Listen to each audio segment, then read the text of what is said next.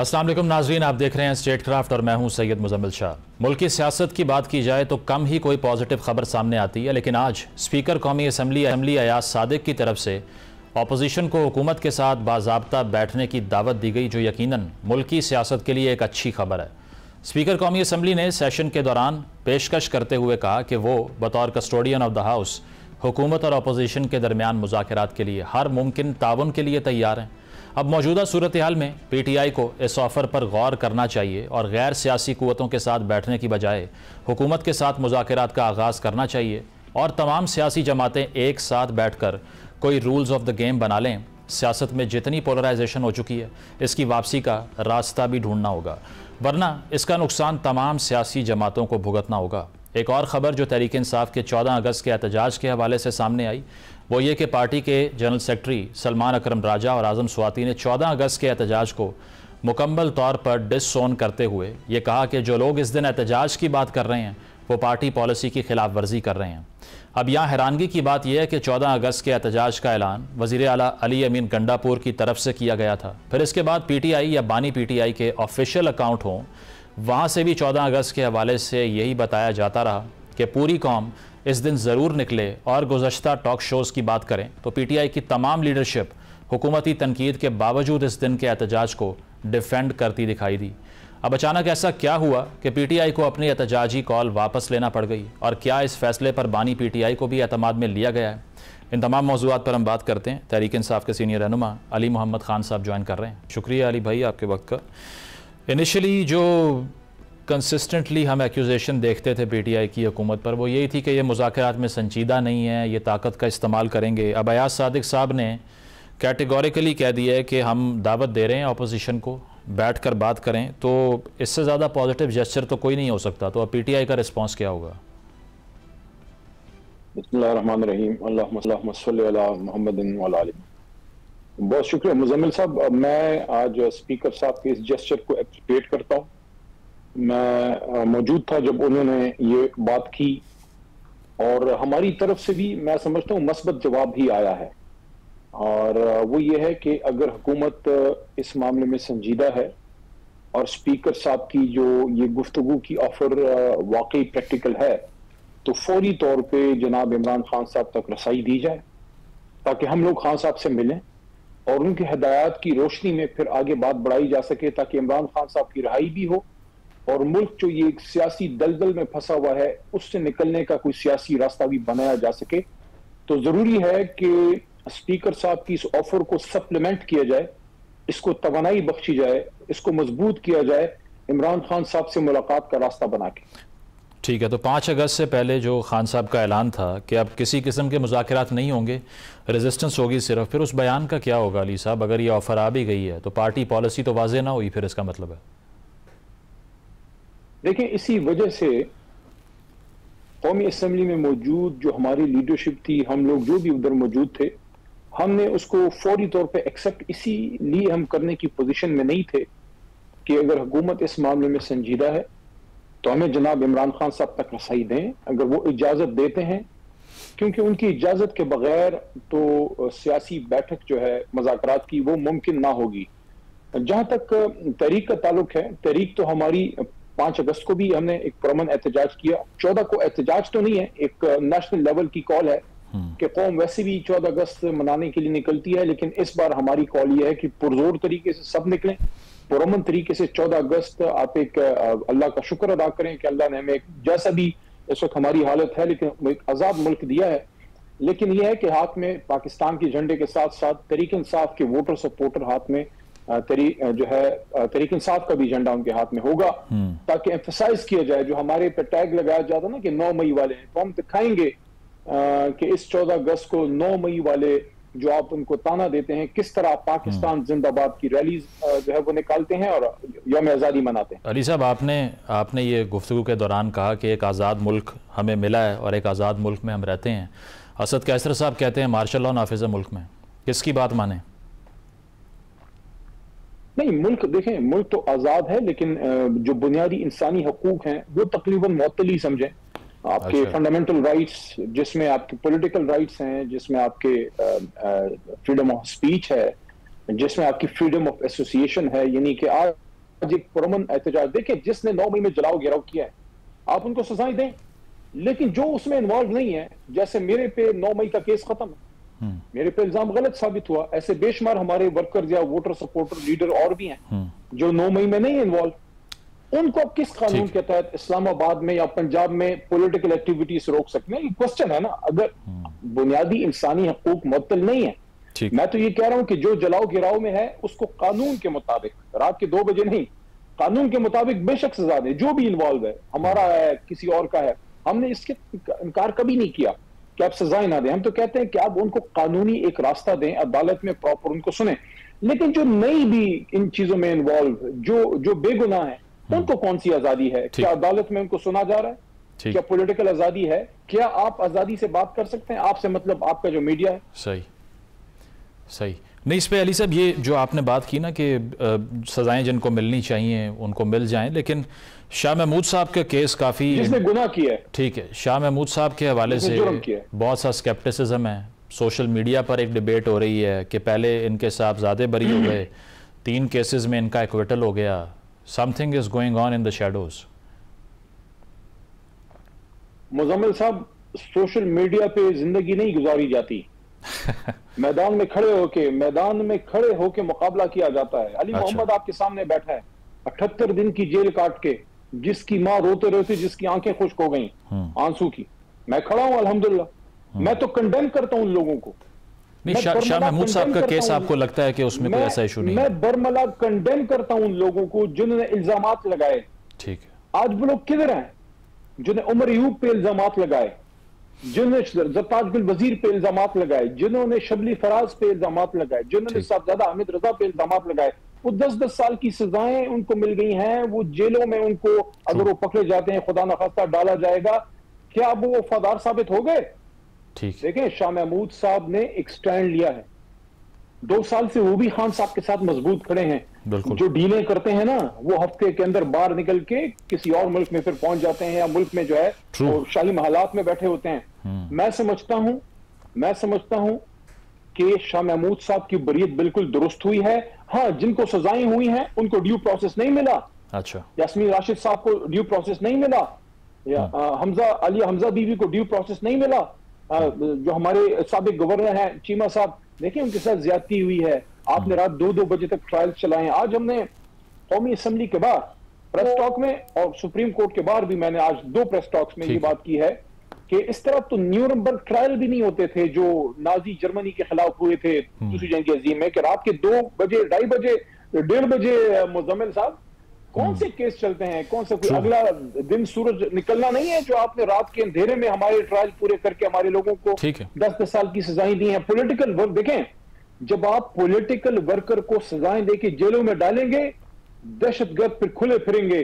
जब सियासी इस्तेहकाम नहीं होगा, मुल्क अफरा-तफरी का शिकार होगा। ठीक है, नेगेटिव प्रेसिडेंट है ये। अली साहब, ये 14 अगस्त की आपने बात की ना, अब उस पर खान साहब के जो ऑफिशियल सोशल मीडिया हैंडल्स हैं उनसे भी कहा गया कि सारी कौम बाहर आए, एहतजाज किया जाएगा। गंडापुर साहब ने भी ये बात की, लेकिन सलमान राजा साहब हों, आज़म स्वाति साहब हों, वो ये कहते हैं कि 14 को जो एहतजाज करेगा वो पार्टी पॉलिसी की वायलेशन कर रहा है।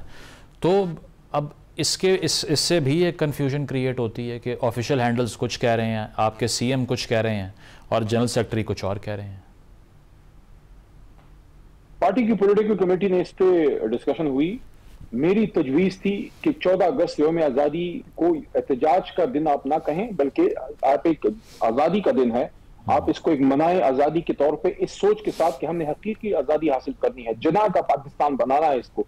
लेकिन यौम आज़ादी के दिन प्रोटेस्ट या काले झंडे, ये बिल्कुल गलत प्रेसिडेंट है। पाकिस्तान तहरीक इंसाफ की जो लीडरशिप है, जो ऑफिस बेरर्स हैं, जनरल सेक्रेटरी और चेयरमैन गौहर और जनरल सेक्रेटरी सलमान राजा, उन सब की तरफ से भी ये हिदायत है। और आज कौमी असम्बली के बाहर प्रेस कॉन्फ्रेंस में साबिक स्पीकर असद कैसर साहब ने, मैंने, हम सब ने, कल भी हमने प्रेस टॉक में कौमी असम्बली के बाहर हमने ये बात की है और आज भी की है कि हम यौम आज़ादी मनाएंगे, पुरजोश तरीके से मनाएंगे। हाथ में पाकिस्तान का झंडा होगा, दूसरे हाथ में तहरीक इंसाफ का झंडा होगा और मुंह पे पाकिस्तान जिंदाबाद होगा। हाँ, इस अज़म के साथ कि हमने अभी उस मंजिल से काफी दूर हैं जो जना का पाकिस्तान है, जो इकबाल का विजन है, जहां सबको इक्वल राइट्स हो, जहां फंडामेंटल राइट्स हो, जहां इस बुनियाद पे किसी को ना तोला जाए कि ये राजपूत है या ये किस जात से इसका ताल्लुक है, ये यूसुफ जई है या ये कोई सिंधु है, ये कौन है, ये मुस्लिम है या गैर मुस्लिम है, हम इक्वल पाकिस्तानीज हैं। ठीक, दिस वाज जिन्नाह's विजन। जी जी बिल्कुल। इस पे जो प्रेस कॉन्फ्रेंस की गई ओवर द वीकेंड जिसमें अपोजिशन के लोग मौजूद थे, शख्सियात थी, असद कैसर साहब ने बाजवा साहब की एक्सटेंशन को बहुत बड़ी गलती कहा। उन्होंने ये भी कहा कि हम इस पे माफ़ी चाहते हैं। पहले तो ये जो कोर्स करेक्शन हुई है उस पर उन्होंने ये क्लेम कर दिया कि आगे कभी भी हम ये नहीं करेंगे। फैसल वाडा साहब ने इसका जवाब दिया, उन्होंने कहा एक्सटेंशन नहीं, कंटिन्यूएशन जारी रहेगी, और कोट एंड कोट कहते हैं किसी के बाप में दम है तो इस तसलसल को रोक कर दिखाए। तो मौजूदा निज़ाम का जहाँ तक ताल्लुक़ है, तो ये जो फैसल वाडा साहब बात कर रहे हैं, क्या फ़ील करती है पीटीआई इस बारे में? और ये दोबारा गलती ना करने की जो बात है, जिस तरह पहले आपने गलती कर दी दोबारा क्यों नहीं हो सकती है? What if it repeats in future? देखिए, वो तो तमाम जमातों ने मिलकर बाजवा साहब को एक्सटेंशन दी थी, बल्कि मैंने तो कौमी असम्बली के बाद जो एक प्रेस टॉक में यहाँ तक मैंने ये बात की कि शायद वजीर आजम को वोट कम पड़े थे और बाजवा साहब को वोट जो है वो ज्यादा, दो तिहाई वोट जो है वो बाजवा साहब को पड़े थे। लेकिन मैं आपको एक बात बताऊं, वो कुरान में भी एक जगह पे है कि अतमुरून अन्नास बिल बिर्रि व तंसौना अनफुसकुम व अंतुम ततलूना किताब अफला ताक़िलून, कि आप लोगों को अच्छी बात करते हैं लेकिन खुद उस पर अमल नहीं करते, तो आप तो किताब ही नहीं कुरान पढ़ते हैं तो आप अकल से काम क्यों नहीं लेते? या अंग्रेजी में कहते हैं कि one must walk the talk. जी, हमारा इम्तिहान तब होगा मुज़म्मिल साहब जब हम दोबारा इख्तिदार में आएंगे। अच्छा। तब पता लगेगा कि अपोजिशन में आप इख्तिदार में, अली साहब आप इख्तिदार में ना भी आए, मियां नवाज शरीफ साहब इख्तिदार में नहीं थे जब बाजवा साहब को एक्सटेंशन मिली, लेकिन उन्होंने सपोर्ट तो कर दिया ना, ऑफिशियली तो नहीं किया लेकिन उनकी पार्टी ने कर दिया। अभी आप अपोजिशन में आए, इख्तिदार में ना आए, ऐसी किसी लेजिस्लेशन पर आपसे क्वेश्चन, आपके पास क्वेरी आ जाए, तो फिर इख्तिदार में होने के बगैर भी तो आप ये कर सकते हैं। मुज़म्मिल साहब देखें, as a right, as a principle, उसूली तौर पे एक्सटेंशन नहीं मिलनी चाहिए। एक जबरदस्त हमारी फोर्स है, हमारे जो आर्म फोर्सेस हैं उसमें बेहतरीन से बेहतरीन अफसरान मौजूद हैं, और जब आप वक्त पे रिटायरमेंट होती है तो एक चेन ऑफ कमांड चलती है और हर कोई किसी को आगे जाने का मौका मिलता है। एक्सटेंशन उन हालात में आपको जरूरत पड़ सकती है जब कोई जंग हो या ऐसे हालात हो जब मुल्क में खुदा न खास्ता इमरजेंसी हो, या आपको उस वक्त मुल्की मफाद में हो कि चेन ऑफ कमांड चेंज ना हो। लेकिन वो बहुत ही इल्ला माशाल्लाह वो महदूद चंद वाकयात हो सकते हैं। लेकिन प्रैक्टिस में एज अ रूटीन हमें प्रिंसिपली तौर पे सब जमातों को इस पर एग्री करना चाहिए। ये इदारे की भी मफाद में है कि हम एक्सटेंशन की तरफ ना जाएं। हाँ, आईन में आपके पास एक इजाजत है लेकिन वो एक्स्ट्रा ऑर्डिनरी सर्कमस्टांसिस के लिए है। मेरे ख्याल में तमाम जमातें उसूली तौर पे इस पे मुत्तफिक हो जाएं कि एक्सटेंशन आप ना दिया करें, और इससे जो है निजाम मजबूत होगा, इदारा भी मजबूत होगा, डेमोक्रेसी भी मजबूत होगी। ठीक है। जहाँ तक खान साहब की रिहाई का ताल्लुक है, सीनियर जर्नलिस्ट सोहेल वड़ाइच साहब ने कहा है कि डील करने में मसला नहीं है उनको डील की टर्म्स पे मसला है, और वो ये कि जब उन्हें कहा गया कि आप बनी गाला बैठ जाइए, सिस्टम को मान लें, खामोश हो जाएं, तो उन्होंने कहा कि मैं सिर्फ एक ही रास्ता चाहता हूं कि मुझे जेल से निकाल के प्राइम मिनिस्टर बना दें, nothing short of that. So that means you want a deal but on the principles that you agree on. समझता खान साहब इस तरह बात करेंगे, मेरे इल्म में नहीं है। अगर ऐसी कोई बात होगी तो मैं नहीं समझता कोई भी इसकी सपोर्ट करेगा। ऐसी कोई बात मुझे जो है वो नहीं लगती। जो लोग ऐसी बात करते हैं उनको खान साहब की तबीयत के शायद इल्म ना हो। ऐसी कोई डील कोई कैसे ऑफर कर सकता है जिनको इल्म है कि इमरान खान साहब आप जो है 3 साल या 1 साल तो छोड़ें, तो शायद 24 घंटे भी आप उनको खामोश नहीं कर सकते। वो एक आजाद आदमी है। वो एक क्या कहते हैं, अल्लामा इकबाल का शेर है ना कि तेरे आजाद बंदों की ना ये दुनिया ना वो दुनिया, यहाँ मरने की पाबंदी वहां जीने की पाबंदी। तो इमरान खान साहब जो है वो एक आजाद आदमी है, वो एक शहबाज की तरह है, वो अपनी मर्जी से जीते हैं। तो ये मैं नहीं समझता ऐसी कोई डील उनको कोई संजीदा आदमी ऑफर कर भी सकता है। कोई अगर फर्ज करें हुई भी होगी, मुझे नहीं पता क्या डील ऑफर हुई है, हुई भी होगी तो उसमें कोई डूज एंड डोंट्स ऐसे नहीं होंगे जो इमरान खान की तबीयत के खिलाफ हो। क्योंकि इमरान खान, मैं दोबारा कहूं, वो एक आजाद आदमी है, उसने जिंदगी में किसी की गुलामी कबूल नहीं की, इतनी कुर्बानी के बाद अब कबूल करेगा। ठीक है। और ऑन द फाइनल नोट, चूँकि एक मैस मूवमेंट चलाने का जहाँ तक ताल्लुक है, तो उसमें 5 अगस्त हम देख लें या इससे पहले के एहतजाज देखें तो वो रिज़ल्ट ऑब्टेन नहीं हो पाए जो शायद पार्टी एम करना चाह रही थी कि गुफ्तगू हो जाएगी, प्रेशर एक्सर्ट होगा, मुज़ाकरात हो जाएंगे। दूसरी ऑप्शन हमेशा अदलिया रही है। अदालतों से अब भी कुछ उम्मीद है पीटीआई को कि कोई रिलीफ मिल जाएगा, केसेस में एक्विटल्स हो जाएंगे, या आपको लगता है कि ये निज़ाम जो अपनी जड़ें मजबूत कर चुका है? मेरे से अगर आप पूछें तो वॉर ऑन टेरर के बाद, मुशर्रफ साहब के दौर के बाद जितना अब आकर एक इंटरनेशनल रिलेशंस में स्पेशली वेस्टर्न हेमिस्फीयर के साथ जो ताल्लुकात नज़र आ रहे हैं, नहीं हुए इतने मजबूत कभी। तो फिर जो पीटीआई का क्लेम था कि ये हुकूमत कमज़ोर हो जाएगी और हमारी बारी आ जाएगी, उससे बिल्कुल उलट हो रहा है। क्या करेंगे फिर? देखें, अदालतों से नाउमीद तो कभी नहीं होना चाहिए, लेकिन मैं कोई ज्यादा पुरुमीद भी नहीं हूँ 26वीं आईनी तरमीम के बाद। और ये गुफ्तगू मोहतरम खान साहब के सामने मैंने की थी।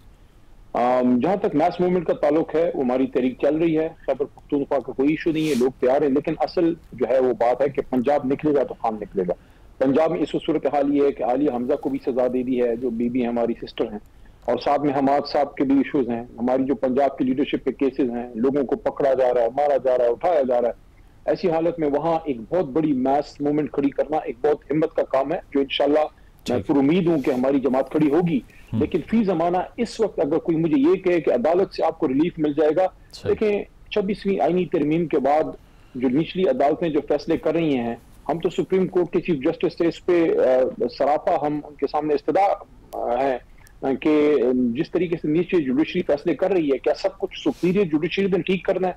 हर चीज में सुप्रीम कोर्ट या हाई कोर्ट में आकर ठीक होना है? नीचे जुडिशरी क्या कर रही है जो फैसले आ रहे हैं? तो हासिल वसूल गुफ्तगू का ये है कि इमरान खान साहब पे केसेस पॉलिटिकल हैं, और पॉलिटिकल केसेस का जुडिशल हल नहीं होता, उसका हल भी पॉलिटिकल होता है। और उसका मतलब डील नहीं है, उसका मतलब यह है कि पॉलिटिकल नेगोशिएशन, लेकिन वो तब हो जब इमरान खान साहब को रिलीज किया जाए। अब नेगोशिएशन कब होगी? जब इमरान खान साहब इजाजत देंगे। जब वो इजाजत नहीं देंगे, हम जाहिर है इमरान खान की सपोर्ट या उनकी इजाजत के बगैर मुनासिब कैसर ना मैं ना कोई और नेगोशिएशन में जा सकता है। बिल्कुल, इस सारे मसले का हल आपने सही कहा, पॉलिटिकल है। बहुत शुक्रिया। अली मोहम्मद खान साहब हमारे साथ मौजूद थे। ब्रेक करते हैं, ब्रेक के बाद वापस आएंगे। Stay with us.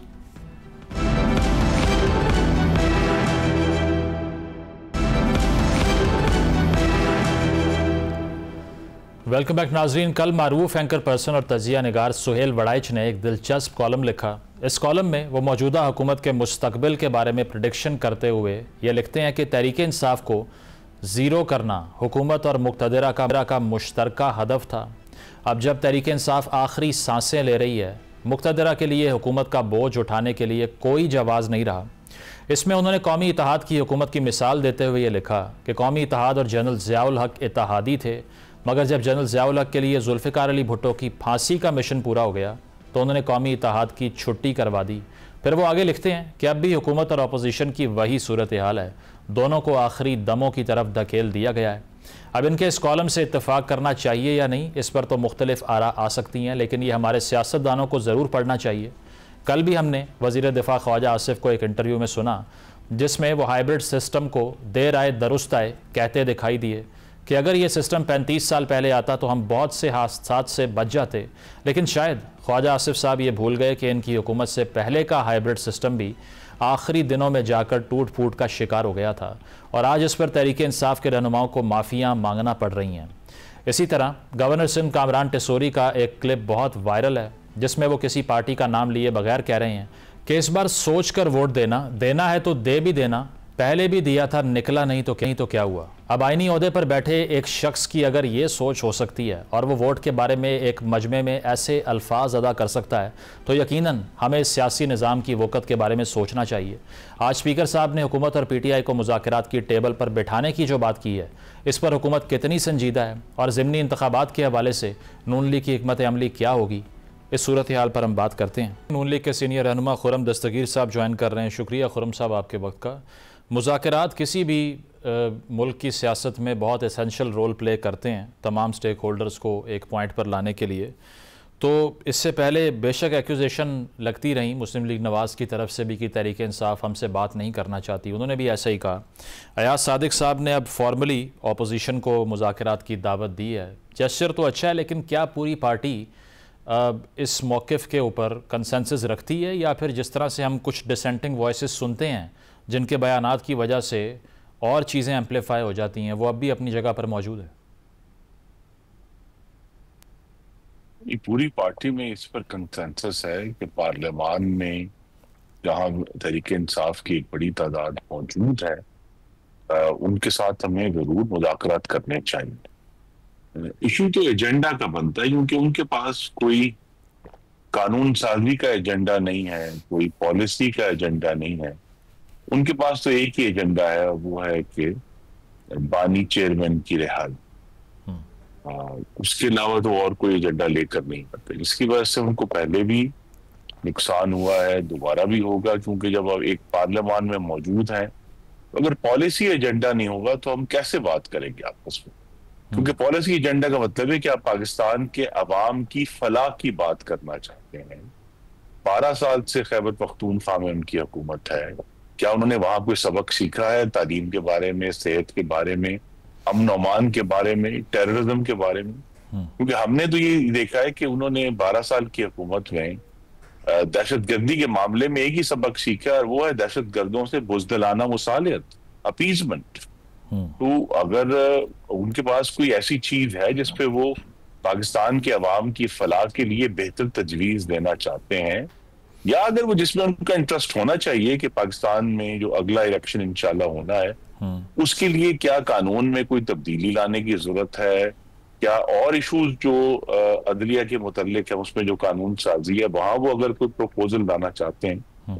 लेकिन पाकिस्तान की जो हाकमियत है और अवाम की फलाह है, वो तो उनके एजेंडे पर है ही नहीं। उनके एजेंडे पर सिर्फ अपना एक सियासी इक्तदार है। यास ये है कि वो चाहते हैं कि उनके जो बानी चेयरमैन है उसको रिहाई दी जाए। अगर वो अपना एजेंडा जो है उसको थोड़ा वसी करें और ऐसे इशूज पर बात करें, मतलब मैं अभी भी ये समझता हूं कि अगर ऑपोजिशन ये चाहती है कि मुज़ाकरात हों और आगाज हो, तो एक बहुत अच्छा नुक्ता आगाज हो सकता है कि खैबर पख्तूनख्वा के जो 14 मगरबी जिला है जहां इस वक्त उनकी सूबाई हुकूमत की रिट नहीं है, हमारे साथ बैठे और आकर बात करें, और दूसरे स्टेक होल्डर्स को लाया जा सकता है उस डिस्कशन में कि जी दोनों जो वफाकी हुकूमत है और सूबाई हुकूमत है, और वो मिलकर बैठकर सोचें कि भाई उन इज़िला में अपनी रिट कैसे कायम करनी है। कि हम सब इमेजेस देख रहे हैं कि जी जो इस वक्त वो हकला की वाली मोटरवे है उसके ऊपर वो तालिबान के नाके लगे हुए हैं। तो अगर हमें उससे निकलना है तो कैसे निकलना है? ये तो कहना काफी नहीं है खैबर पख्तूनख्वा हुकूमत का या वजीर आला का कि जी हम तो तालिबान के खिलाफ ऑपरेशन नहीं चाहते, हम तो नहीं चाहते कि कोई और ऑपरेशन हो। इससे तो पाकिस्तान की आवाम को कोई फायदा नहीं हो रहा, ना लेकिन इसमें खुर्रम साहब जो है किसी किस्म की हमको रिलीफ पहुंचा रहे। खुर्रम साहब, आप ये नहीं समझते कि पख्तूनख्वा के अंदर रह के एक सीवियर एंटी तालिबान स्टांस लेने की जो कॉस्ट है, अवामी नेशनल पार्टी की एक पूरी नस्ल ने वो कॉस्ट पे की है, तो पीटीआई या गंडापुर साहब ये एक्नॉलेज करते हैं कि यहाँ ये पॉसिबल नहीं है, या तो इस सूबे में रहो ना, पंजाब चले जाओ, और अगर वहाँ रह के आपने इतना ब्रेव स्टांस लेना है तो फिर सियासी ताकत हो या अपनी जान का तहफ़्फ़ुज़ हो वो भी नहीं आप इंश्योर कर सकते। तो ये पॉलिटिकल रियलिज्म तो ना हुआ कि आप उनसे एक्सपेक्ट कर रहे हैं कि they will go against Taliban straight forwardly? Political realism का तकाजा गालिबन ये है कि वो हर वक्त वफाकी हुकूमत को ये नारे लगाते रहे कि अपनी बंदूकें साफ कर लो हमारे।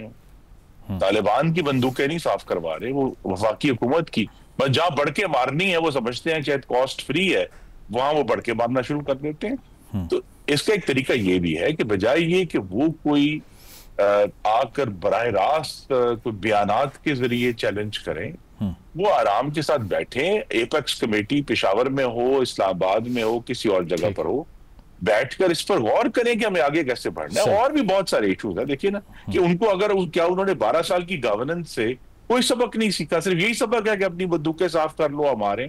अगर कोई सबक सीखा है और अगर उनके पास कोई पॉलिसी एजेंडा है, अवाम की बेहतरी का एजेंडा है, तो हम उस पर कल भी बात करने के लिए तैयार थे और आज भी बात करने के लिए तैयार। वो लेकिन इस लिहाज से इनसिक्योर फील करते हैं कि जिस तरह बैरिस्टर गौर साहब ने ये कहा कि नोटिस मौसूल होने से पहले, हमें सुनने से पहले इलेक्शन कमीशन ने हमारे खिलाफ रातों रात कार्रवाइयाँ कर दी, सज़ाएँ अलग से हो रही हैं, और जो हुकूमती जमात है जो इक़्तिदार में है वो सेलिब्रेट भी कर रही है इन सज़ाओं को। तो इसीलिए शायद ट्रस्ट डेफिसिट भी बढ़ जाता है जब वो देखते हैं कि मुज़ाकरात की बात ज़रूर हो रही है हुकूमत की तरफ से, अयाज सादिक साहब की तरफ से हो रही है, लेकिन ऑन द कॉन्ट्ररी इस तरह के बयानात भी दिए जा रहे हैं जिसमें सियासतदानों की नाअहलियाँ या उनको जेल में भेजना या जदादें जब्त कर लेना उनकी, ये भी रवैया विच हंटिंग में नहीं आता? जी, तो यही तो आपने, मैं शुक्रगुजार हूं, बात खोल दी कि अगर हमें कवानीन में ऐसी तरमीम करनी है जिसमें अगर किसी सिटिंग मेंबर को सजा हुई है और उसकी बुनियाद पे वो डिस्क्वालीफाई होने लगा है, तो उसमें क्या तरीकेकार इख्तियार किया जाए? क्या इलेक्शन, ये लेजिस्लेशन इस पर होनी है क्योंकि वहां कानून, इलेक्शन कमीशन अपनी जगह पर ये डिस्क्वालिफिकेशन करने का बिल्कुल मजाज है क्योंकि अदालत ने अपना जो फैसला है वो जारी कर दिया। तो लिहाजा कानून ये कहता है कि जो रुकन जो कन्विक्ट हो जाएगा उसको वो डिस्क्वालीफाई, अगर वो ये चाहते हैं कि उसमें एक फर्क तरीका इख्तियार किया जाए, बजाय ये कि वो बयानात दें, वो आकर हमारे साथ बैठे और इलेक्शन कवानीन में तरमीम करवाए कि जनाब हमारे ख्याल में ये तरमीम होनी चाहिए कि अगर कोई रुकन जिसको सजा होती है, जब तक उसकी सजा जो है वो अदालतों में थी या एक कम से कम एक अदालत की अपील तक जो है उसका जो डिस्क्वालिफिकेशन है उसको रोक दिया जाए। लेकिन ये अगर ये उनका ये ख्याल है कि सिर्फ उनके बयान देने पर ये हो जाएगा तो ये नहीं होगा, उसके लिए बैठना पड़ेगा। और यही गलती उन्होंने जो है की मुजम्मिल साहब, अब तो खुर्रम साहब जो पूरा एक साल था, ठीक है, पूरा एक साल था रिजर्व सीटों की, अब तो 2 तिहाई अक्सरियत है ना आपके पास, अब तो आपके पास 2 तिहाई अक्सरियत है, वो तो अब फैक्चुअल प्लेयर रहे ही नहीं है ना, उनसे तो अब बात करने का भी आपको नहीं देखिए अगर बात यह है कि ये जो कवानीन की तरमीम है ये चाहे एक वक्त पर एक खास सिचुएशन में की जाती है, लेकिन एक दफा जब हो जाती है तो सबके ऊपर वैलिड आने वाले, क्या पाकिस्तान में सिर्फ इस साल सियासत होनी है? पाकिस्तान में अगले इंशाल्लाह आने वाली दिहाइयों में कोई सियासत नहीं होनी। ठीक है, दूसरी जमातें आएंगी, दूसरी जमातें हुकूमतों में आएंगी, सबके लिए एक कानून में तब्दीली आनी है। सही, तो यही तो बात है कि बजाय ये कि आप सिर्फ प्रेस कॉन्फ्रेंसों के जरिए अपनी जो जहां असल काम होना है, जहां बाकी कानून को बदला जाना है, उस एजेंडे, उस जो अरीना है उसमें वो आने के लिए तैयार हैं। ठीक है, प्रोग्राम में एक ब्रेक शामिल करते हैं, ब्रेक के बाद वापस आएंगे। Stay with us.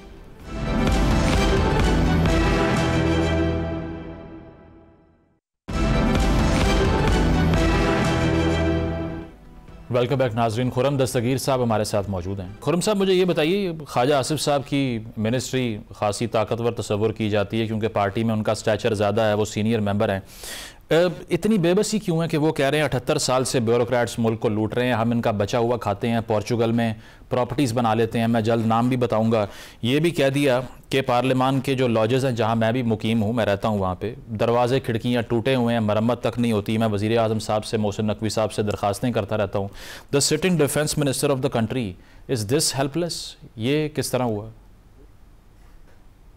हाँ जी, आपने दुरुस्त कहा। फवाद साहब पार्टी में सीनियर तरीन लोगों में से एक हैं और मेरे तो बड़े भाई हैं और खानदानी ताल्लुकात हैं, लिहाजा मेरी आपसे इस्तदा होगी उनके बयानात की जो तौजीह है वो खुद ही पेश करे। तो अच्छा, आप भी लॉजेस में जाते हैं तो आपके वहाँ भी यही सूरत हाल है, खिड़कियाँ दरवाजे टूटे हुए हैं वहाँ भी?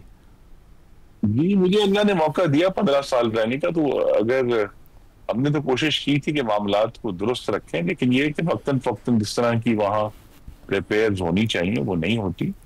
और डिफेंस मिनिस्ट्री का पोर्टफोलियो मुझे भी रखने का एजाज हासिल हुआ है, अल्लाह ताला ने मुझे बड़ा करम किया था। तो वहाँ तो ये वज़ीर आज़म की सपोर्ट ख्वाजा साहब को हासिल है, तो फिर डिफेंस मिनिस्टर के पास तो बहुत काम है करने को। जो भी पाकिस्तान के मारूजी हालात है, जो वजीर की जिम्मेदारी है वो किसी और के पास नहीं हो सकती। ख्वाजा साहब माशाल्लाह बिल्कुल केपेबल है।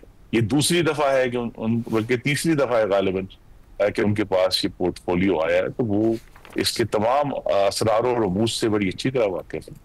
अच्छा, ये ब्यूरोक्रेसी को वो जो कह रहे हैं कि वो इतनी पावरफुल है, इस्तीफ़ा देकर वो फौरी मुल्क छोड़ के चले जाते हैं, इस पर कुछ करना नहीं चाहिए? क्योंकि अगर वाकई अगर किसी ब्यूरोक्रेट के स्टेक्स ही यहाँ पर नहीं है तो वो किस तरह लॉयल्टी से काम करेगा? हमने तो ये भी सुना है कि ख्वाजा साहब की जो तनकीद है उससे पंजाब हुकूमत कोई खुश नहीं है कि खुलेआम इस तरह से पंजाब की ब्यूरोक्रेसी को हदफ तनकीद बना रहे हैं वो। नहीं, देखिए, वैसे मैं कहूँगा कि उनका मेरे से बहुत ज़्यादा तजुर्बा है इस सारे मामलात में, तो बेहतर है कि वही इसकी तौजीह दें कि किस बुनियाद पे उन्होंने वो बयान दिया। ये जरूर है कि हम सब जिन्हें वोटरों की हमायत की वजह से और अल्लाह ताला के करम की वजह से इन ओहदों पर जाने का एजाज हासिल होता है कि हमें बजाय ये कि हम जो है वो बात करें कि ऐसे करना है या ऐसे करना चाहिए, तो अल्लाह ताला ने जो मौका दिया है उसको इस्तेमाल करके फिर वही जो पीटीआई वाला मामला आ जाएगा कि बजाय ये कि हम बयानात के ऊपर जो है इत्तफाक करें, हमें इसके ऊपर कोई अमली इकदाम प्रोसेसेस में और कवानीन में तब्दील करके लेना चाहिए। अच्छा, ये 27वीं तरमीम का इस्लामाबाद में कुछ लोग बता रहे हैं कि ड्राफ्ट तो बना लिया आपने और सिर्फ गालिबन 1-2 डेवलपमेंट्स का इंतज़ार है, तो क्या कुछ होगा उसमें? गालिबन आपको भी तो कोई ना कोई खबर मिली होगी इस हवाले से। जी, आप मुझसे ज्यादा इस वक्त बाखबर है। मेरी इतलात के मुताबिक मुसवदे तो बहुत सारे आते रहते हैं, बहुत सारे प्रपोजल आते रहते हैं, लेकिन अभी तक किसी 27वीं तरमीम पर संजीदा गुफ्तगू नहीं हुई। अच्छा, और अगर होती है गुफ्तगू तो उसमें जो खदशात हैं 18वीं तरमीम को लेके, पीपल्स पार्टी की रिजर्वेशंस हैं, उन सब को एड्रेस किया जाएगा फिर? जी नहीं, मेरा निकाल देखिए, एक बहुत बड़ी गलत फहमी है कि जो नेशनल फाइनेंस कमीशन अवार्ड है उसका आइन, यानी उसको बदलने के लिए आइन बदलना है, उसके लिए आइन बदलने की जरूरत नहीं है। उसके लिए आइन खुद कहता है कि जो सूबों का हिस्सा है उसको हर 5 साल बाद रिव्यू किया जाएगा, लेकिन हम अपनी जो सियासी हमारी सिचुएशन उसकी वजह से उसको रिव्यू नहीं करते, तो लिहाजा वो जो 18वीं तरमीम है उस पर तो इस वक्त कंसेंसस है, तो उसमें कोई तब्दीली नहीं आएगी। मेरा नहीं ख्याल कि उसमें कोई ऐसी चीज है जो हमें तब्दील करने की जरूरत है। नेशनल फाइनेंस कमीशन अवार्ड में सिर्फ एक इशू है कि वफाक के ऊपर इस वक्त गिलगित बल्तिस्तान का, आजाद जम्मू कश्मीर का और जो फाटा के साबका अजला है उनको फंड करने की या पूरी जिम्मेदारी जो है वो वफाक के ऊपर है। ये जरूर इस पे सूबों से बात की जा सकती है कि वो भी पाकिस्तान के अब फेडरेटिंग यूनिट्स हैं, उनको भी जिस तरह बाकी सूबों को हिस्सा दिया, सूबों का जो ओवरऑल हिस्सा है वो उतना ही रहेगा, लेकिन उसके अंदर गिलगित बल्तिस्तान और आजाद जम्मू कश्मीर और फाटा के जो साबिक अजला है उनको आबादी के तनासुब से हिस्सा दे दिया जाए, ताकि वो भी जो पूरे कौमी महसूलात है उसमें से उनको बराह रास्त हिस्सा मिले और उनके जो रहने वाले हैं उनको हम डायरेक्ट फंड कर सकें। उनके वफाकी हुकूमत के ऊपर तो देखिए ना, वो तमाम जो पाकिस्तान का कर्जा है उसकी वापसी वफाकी हुकूमत के जिम्मे है। वहां बहुत बड़ा एक बोझ है, वहां डिफेंस का बोझ है, वहां और बहुत सारी दूसरी ऑब्लिगेशंस जो हैं उनका बोझ है, तो वफाक जरूर इस ओवरबर्डन्ड है, लेकिन सूबों का हिस्सा कम करने, जो ओवरऑल हिस्सा है 56% गालिबन है महसूलात का, उसमें कमी की कोई तजवीज़ नहीं।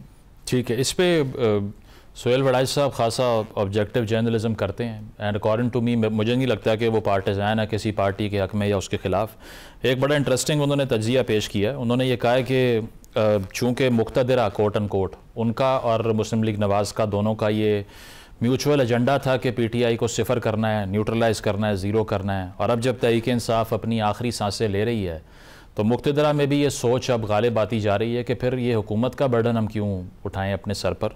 तो उसके लिए फिर कौमी हुकूमत के प्लान और इस सब का तज़किरा भी उन्होंने कर दिया। ज़िया साहब की मिसाल दी, जिस तरह ज़िया उल हक साहब ने वो 9 सितारे इकट्ठे कर लिए थे भुट्टो साहब के ख़िलाफ़।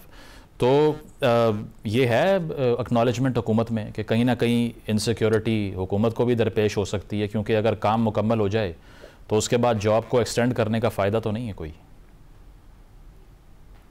काम मुकम्मल नहीं हुआ ना जी। असल तो जो जहां मुक़्तदरा और मुस्लिम लीग नून का मुकम्मल इत्तफाक है वो ये है कि हमें पाकिस्तान को मुआशी, सियासी और मालियाती इस्तेहकाम फराहम करना है, पाकिस्तान को मजबूत करने की।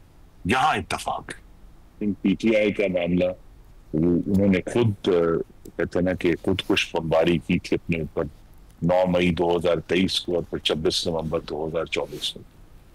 तो लेकिन असल जो इत्तफाक है उस पर है कि हमें पाकिस्तान को स्टेबिलिटी देनी है। वो उसमें भी अल्लाह ताला ने बड़ी कामयाबी दी है, और उस स्टेबिलिटी को इस्तेमाल करते हुए जो अगला हदफ है जिस पर हम काम कर रहे हैं, और वहां भी इत्तफाक है कि पाकिस्तान में इन्वेस्टमेंट और इकोनॉमिक ग्रोथ लेकर आनी है, ताकि पाकिस्तान के नौजवान मर्दों खवातीन को वाफर और बेहतर मयार का रोजगार हम फराहम कर सकें।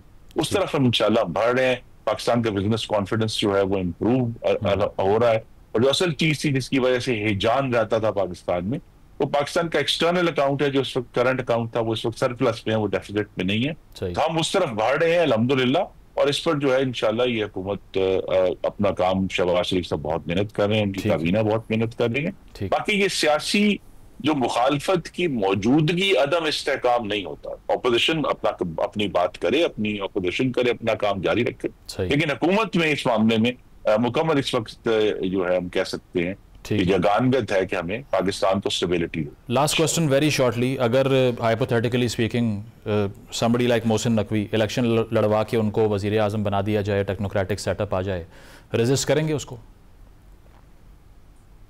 जी, ये तो भी बहुत सारे हाइपोथेटिकल का जवाब सियासत में देना खतरे से खाली नहीं है, तो मैं नहीं। थैंक यू, बहुत शुक्रिया। खुर्रम दस्तगीर साहब हमारे साथ मौजूद थे। एक ब्रेक शामिल करते हैं, ब्रेक के बाद वापस आएंगे। Stay with us.